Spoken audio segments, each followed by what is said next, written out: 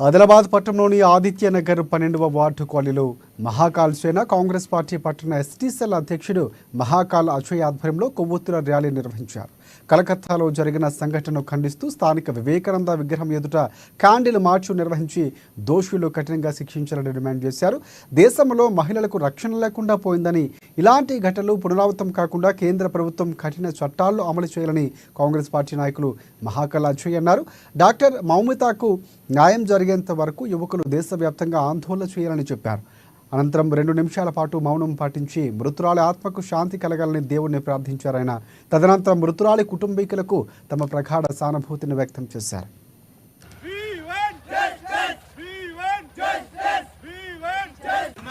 జరిగినటువంటి సంఘటనను ఖండిస్తూ ఇవాళ 12 వార్డులో గల స్థానిక వివేకానంద చౌరస్తాలో మహాకాల్ సేన ఆధ్వర్యంలో క్యాండిల్ మార్చ్ను నిర్వహించడం జరుగుతుంది.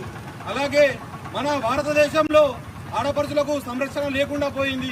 అదే దృష్టిలో తీసుకొని కోల్కతా ప్రభుత్వం ఈ దృష్టిలో తీసుకొని ఆ దుండగులను, ఆ కిరాచకంగా చంపిన దుండగులను సెంటర్ చౌరస్తాలో ఎన్కౌంటర్ చేయాలని మహాకాల్ సేన తరఫున కోరుతున్నాను.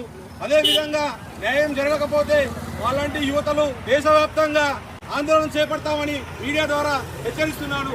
We want justice. We want justice. We want justice. Justice, justice. We want justice. Justice, justice. We want justice.